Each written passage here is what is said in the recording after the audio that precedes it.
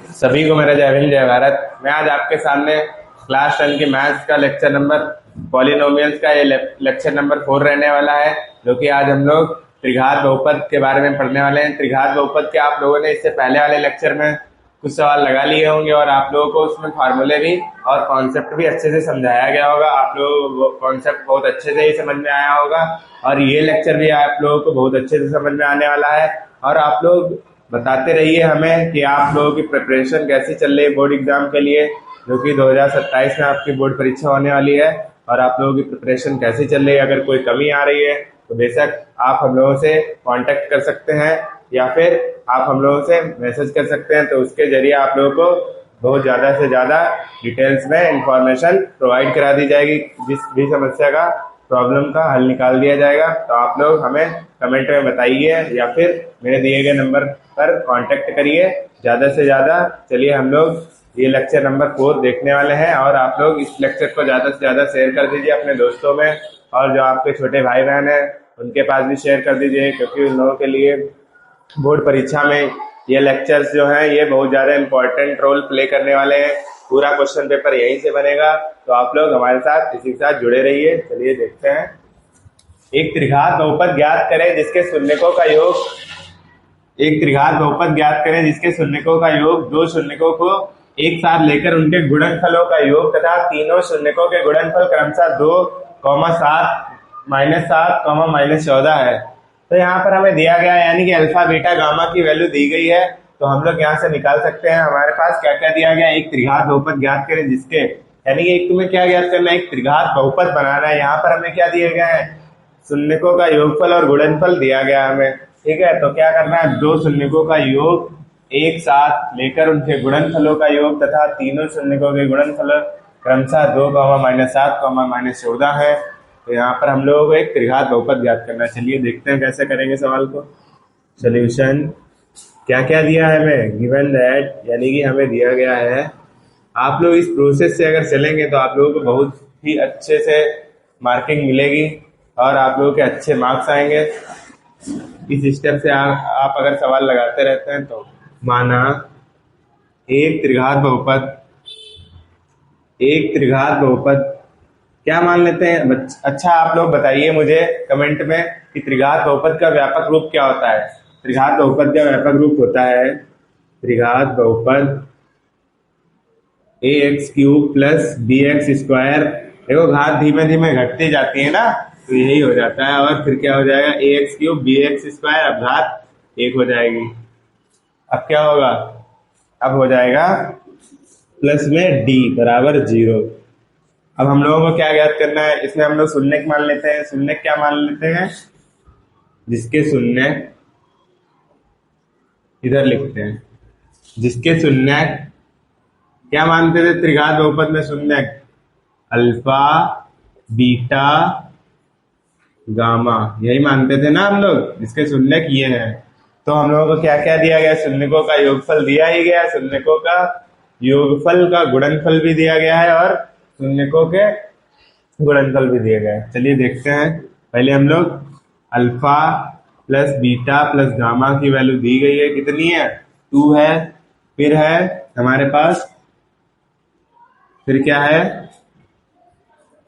यही लिख लेते हैं, alpha into beta plus beta into gamma, यही है ना, alpha into beta, beta into gamma plus gamma into alpha की वैल्यू क्या है, गामा इंटू अल्फा की वैल्यू क्या है, -7 है। फिर क्या दिया गया है, फिर हमें इनका गुणनफल दिया गया है। गुणनफल क्या हो जाएगा, alpha into beta into gamma, क्या है, -14। अब इसका फार्मूला क्या होता है, त्रिघात बहुपद के निर्माण का फार्मूला एक हमने बताया था आप लोगों को, क्या होता है, x³ minus alpha plus beta plus gamma का होल x का square plus alpha into beta plus beta into gamma plus gamma into alpha into x minus alpha into beta into gamma. ठीक है, ये होता है फार्मूला। चलिए देखते हैं, फार्मूला लिखते हैं। त्रिघात बहुपद क्या होता है, फार्मूला बताइए आप लोग कमेंट में। x की घात 3 होती है माइनस अल्फा, क्या, alpha plus beta plus gamma x square into में plus alpha into beta, beta into gamma plus gamma into alpha into x minus minus होता है ना, alpha into beta into gamma, alpha into beta into gamma.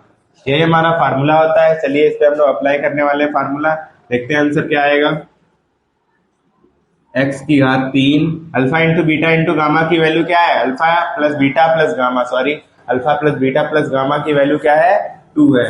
तो 2x square plus alpha into beta plus beta into gamma into alpha की value क्या है, ये रही -7। तो क्या हो जाएगा यहाँ पर -7x। यहाँ अल्फा इंटू बीटा माइनस का 14 तो माइनस माइनस प्लस हो जाएगा। यही हमारा आंसर हो गया। तो बराबर में हम लोग 0 लगा सकते हैं, लगा दीजिए या फिर ना लगाइए, ऐसे आंसर छोड़ सकते हैं। तो ये हमारा क्या हो गया, फाइनल आंसर हो गया। चलिए अगले सवाल की ओर चलते हैं। और आप लोगों को ये सवाल अच्छे से समझ में आया है या नहीं आया, अगर ना समझ में आया तो आप लोग कमेंट करते रहिए फटाफट। चलिए चलते हैं अगले क्वेश्चन की ओर। चलिए इसके आगे हम लोग नेक्स्ट क्वेश्चन देखने वाले हैं। क्वेश्चन नंबर 3 रहने वाला है आपका त्रिघात बहुपद में। चलिए ये देखते हैं ये क्वेश्चन क्या कहता है। ऐसे क्वेश्चन बहुत ही आसान होते हैं, आप लोगों को आसान लगेंगे इस ट्रिक के साथ और कह सकते हैं इस कॉन्सेप्ट के साथ। तो चलिए चलते हैं इस क्वेश्चन की ओर। यदि बहुपद x की घात 3 minus 3x square plus x plus 1 के शून्य क्या है। हमारे पास शून्य क्या होते थे, जब हम लोगों को शून्य दिए नहीं जाते थे हम लोग क्या मानते थे, अल्फा बीटा गामा मानते थे। यहाँ पर देखो उसने शून्य को यहाँ पर दे दिया है सवाल में, क्या है a माइनस बी कॉमा ए और a प्लस बी हो तो a और b का मान ज्ञात करना है। तो a और b के मान ज्ञात करने हैं तो ऑब्वियस सी बात है, यहाँ पर हम लोग क्या लगाएंगे, शून्यकों का योगफल लगा देंगे और शून्यकों के गुणनफल का योगफल का फार्मूला एक होता है, वो वाला फार्मूला यूज कर लेंगे। वहां से हमें a और b की वैल्यू पता चल जाएगी। चलिए हम लोग देखते हैं इस सवाल को, आप लोगों को अच्छे से समझ में आएगा। आप लोग पूरा फोकस इधर ही बनाइए। गिवन दैट, यानी कि हमें दिया गया है x की घात 3 minus 3x square plus x plus 1 के शून्य क्या है। यहाँ पर शून्य है, ये शून्य a माइनस बी कॉमा ए और a प्लस बी। अब हमें ज्ञात क्या करना है, a और b के मान ज्ञात करने हैं। तो a और b के मान कैसे ज्ञात करेंगे, यहाँ पर हम लोग त्रिघात बहुपद से तुलना करा लेते हैं। त्रिघात बहुपद के व्यापक रूप से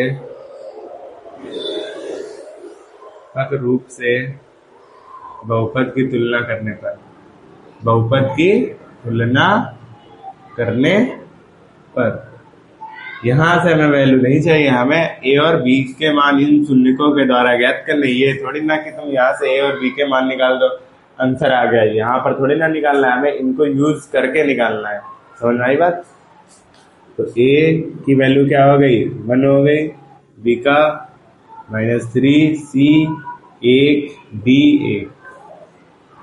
अब देखो क्या करना है, शून्यकों का योगफल वाला फार्मूला लगाते हैं पहले। शून्यकों का योगफल, शून्यकों का योग का फार्मूला क्या होता है, माइनस के b अपॉन ए, यही होता है ना, माइनस के b अपॉन ए। तो शून्य क्या है हमारे पास, a माइनस बी, दूसरा फिर क्या प्लस करोगे ना, क्योंकि योग निकालना है a और a प्लस बी, माइनस के b की वैल्यू क्या है 3, a की वैल्यू 1 है, अभी -3 तो माइनस माइनस प्लस हो गया। अब देखो यहाँ पर b माइनस का और b प्लस का तो कैंसिल हो जाएंगे। तो क्या आ गया, 1 है 2 है 3 है, कितने आ गए 3 आ गया। अब ये 3 गुणे में तो कहाँ चला जाएगा, बटे में उधर पहुंच जाएगा, 3 बटे 1।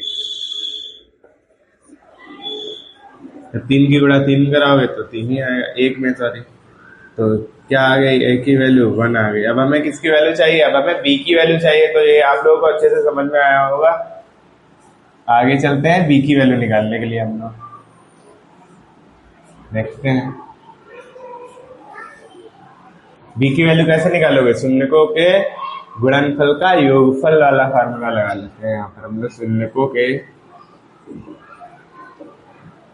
गुणनफल का योगफल, गुणनफल का योग का फार्मूला क्या होता है, इसको हम लोग क्या लिखेंगे, इसका फार्मूला क्या होता है, कौन बताएगा? C अपॉन ए हो जाता है। क्या हो जाता है? C अपॉन ए।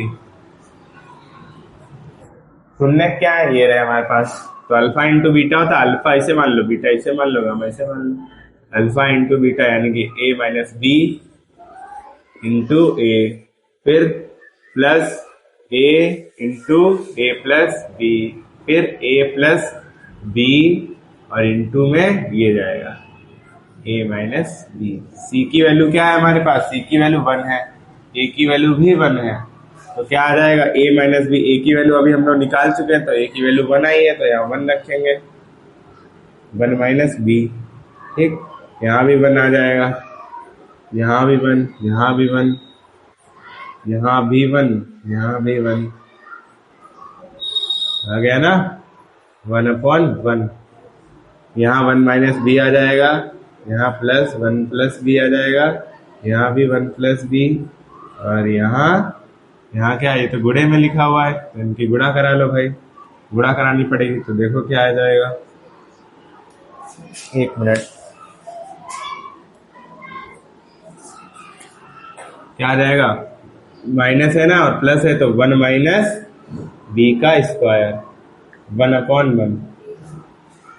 ठीक, अब क्या करना है, देखो इसमें कट क्या रहा है, b माइनस का कैंसिल हो जाएगा ना, सॉरी प्लस का, और एक 2 हो गया, एक 3 हो गया। ठीक है, तो 3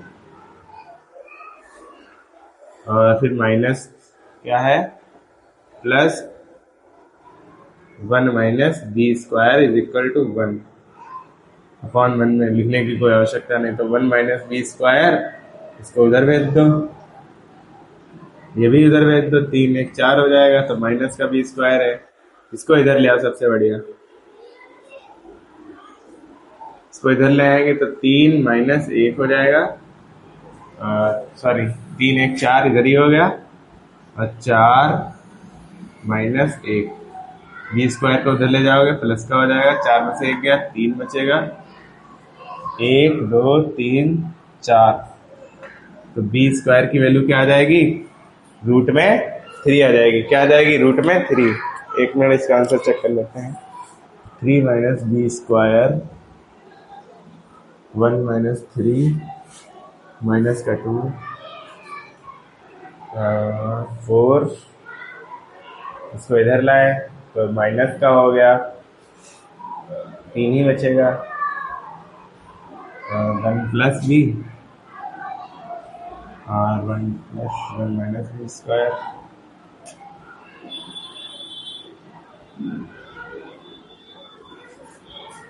दो मिनट पॉज करो वीडियो। तो यहाँ पर देखते हैं, यहाँ पर क्या हो गया है, यहाँ पर हमने ये 1 एक्स्ट्रा लिख दिया है, तो ये 1 हटाना पड़ेगा मुझे, देखते हैं, इसीलिए सवाल मिस्टेक हो रही है, आंसर नहीं आ रहा था। क्या आ जाएगा अब देखो, 1 माइनस बी, इधर 1 प्लस बी, इधर क्या इसकी इसमें मल्टीप्लाई कराएंगे तो 1 माइनस बी स्क्वायर आ जाएगा, यहाँ 1 रहा। ठीक है, बी से बी कैंसिल हो गया, प्लस माइनस का था, तो 1 और 1 कितना हो गया, 2 हो गया, 2 1 3 हो गया, और इसको इधर ले आओ, माइनस का हो जाएगा, बी स्क्वायर उधर जाएगा, प्लस का हो जाएगा, ये 2 बचा, अब यहाँ पर स्क्वायर लगा हुआ है, तो क्या आ जाएगा, बी की वैल्यू आ गई प्लस माइनस √2, यही हमारा बी का आंसर हो गया। तो हम लोग यहाँ नीचे लिखेंगे, अतः a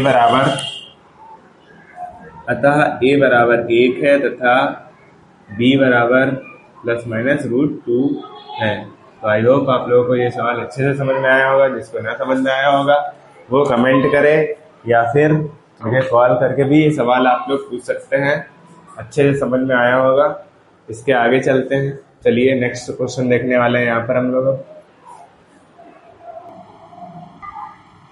चलिए इसके आगे हम लोग चलते हैं, अगला क्वेश्चन देखते हैं, क्वेश्चन नंबर 4 रहने वाला है, और ये आप लोगों की एक्सरसाइज का आखिरी सवाल है। तो यहीं से आपका ये चैप्टर पॉलिनोमियल जो है वो खत्म हो जाएगा, और भी जो आपको सवाल मिलता है जो ना लगे, जितने सारे कॉन्सेप्ट पर क्वेश्चंस थे वैसे हमने लगवा दिए हैं मोस्टली, और आप लोगों को अगर कोई क्वेश्चन मिलता है या फिर आपसे नहीं लगता है तो उसे आप मुझे भेज दीजिए, तो मैं आपको उसका सलूशन अवश्य प्रोवाइड कराऊंगा वीडियो के जरिए, या फिर आप लोगों को कमेंट में उसका रिप्लाई हम दे देंगे। तो आप लोग ये सवाल अच्छे से समझ लीजिए। क्या है यहाँ पर, गिवन दैट, यानी कि हमें दिया गया है, क्या दिया गया देखते हैं भाई, एक बहुपद दिया गया है, त्रिघात बहुपद, ठीक है, x की पावर 3 और ax की पावर 2 और x प्लस 3 का एक शून्यक है। इसमें एक शून्यक दिया गया है, एक शून्यक क्या है, a है, क्या है, a है। तब a का मान ज्ञात करना है, क्या करना है, a का मान भी ज्ञात करना है। तो a शून्यक दिया है तो ये शून्यक उठाओ और इस पॉलिनोमियल्स में रख दो। तो क्या करेंगे, शून्यक a को बहुपद में रखने पर, बहुपद में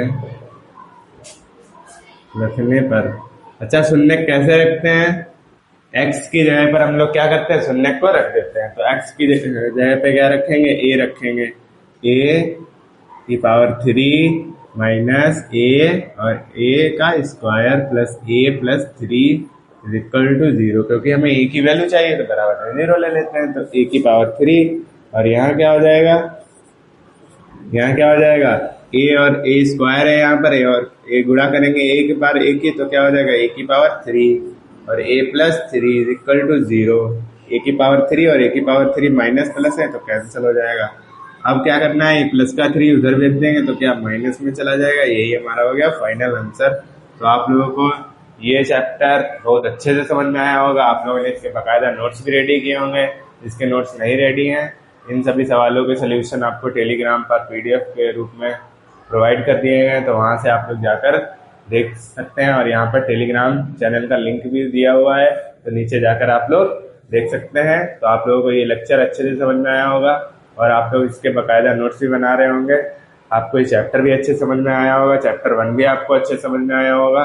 जितने सवाल अब आप लोगों को पॉलिनोमियल्स और रियल नंबर यानी कि वास्तविक संख्याओं पर, और ये क्या चैप्टर का नाम है, बहुपद रहने वाला है। तो आप लोग इसके जितने सवाल आपको मिलते हैं सब लगा डालिए, प्रैक्टिस करते रहिए दमदार, और आप लोगों के नंबर भी आएंगे धुआंधार। तो आप लोग मेहनत करिए और रिजल्ट अच्छा लेकर आइए। और चैप्टर नंबर 3 आपका रहने वाला है 2 चर वाले रैखिक समीकरण। उसके सवाल आपको पेपर में बहुत ही देखने को मिलेंगे, तो आप लोग वो चैप्टर बहुत अच्छे से समझिएगा। आप लोगों के साथ जल्द ही प्रस्तुत होंगे नया चैप्टर लेकर। इसी के साथ सभी को मेरा जय भीम, जय भारत।